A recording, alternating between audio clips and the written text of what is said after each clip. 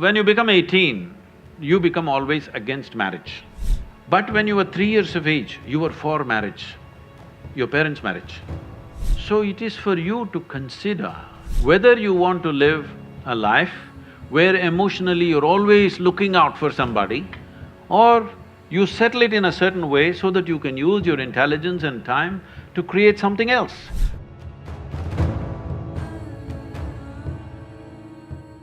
I had this belief, or in fact maybe I was made to believe this whole concept of one life, one partner. But now when I see or observe, the whole monogamous relationships do not seem to be existing anymore. The whole idea of it is gone. What you think about it? Oh, it's not gone, maybe in JNU it's gone.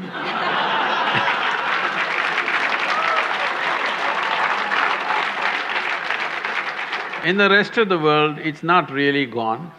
Even if you go to United States where there seems to be so much promiscuity, even there, when people marry, they believe it's for life. But of course, 2 years later, life gets over.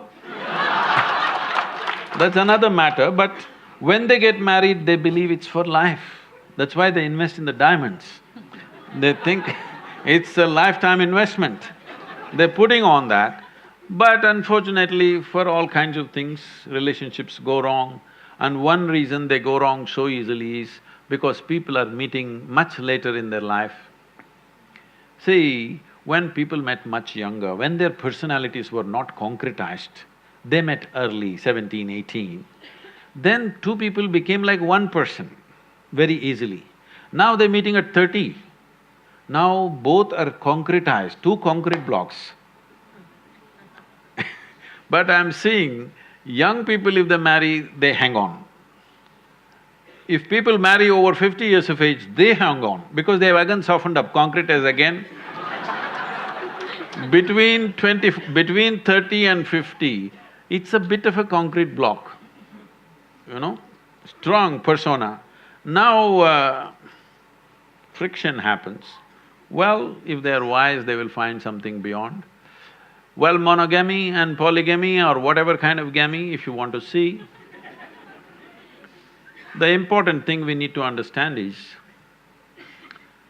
we are all here, you and me are here. This means a man and woman came together some time ago. Maybe you think their parents, they don't love, they don't do sex, they don't do anything. Just because a priest uttered a mantra, you were born, probably. No, it's not like that. Somebody had a physical need, so they handle it through marriage, and we are here. When you become 18, you become always against marriage. But when you were 3 years of age, you were for marriage, your parents' marriage. When you were 3 years of age, were you not glad your parents had a stable marriage? Hello? Yes. When you're 18, you think of free sex and no marriage and everything. But once again, if you become 50, 55, then you will look for a relationship that lasts.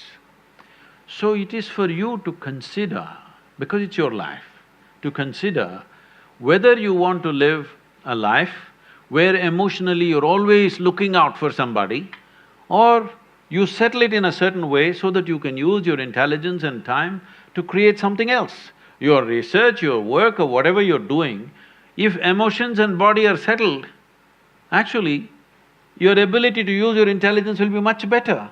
Otherwise, every day you have to walk around to find somebody. No, I'm not making this thing because I feel so bad in United States. People I know, thousands of people are involved with me now. People over 40, 45 years of age, women I'm saying, wonderful people. But they are all on this… these days they've all gone online. Otherwise, they go sit in a bar and wait. Somebody needs to pick them up today. It's terrible. Tinder generation. I'm sorry? Tinder generation. Whatever you want to call it. When a woman at 45 should have been loved and respected in a proper atmosphere, now she's sitting there looking for some strange guy to come her way, and she's going to make the judgment in the next 10 minutes when he buys her a drink or a dinner or something. This is tragic. This doesn't mean everybody will go that way, but you must think of the larger well-being. Before you break a social structure, you must think whether we can replace it with a better structure. At any point in our life, let everybody understand this, whether it's a social structure or a political structure or a psychological setup in the society, whatever, before we break it, we must think through whether we have a better alternative system. Without an alternative system, if you break the existing damn thing that's working reasonably well, then it'll go crazy.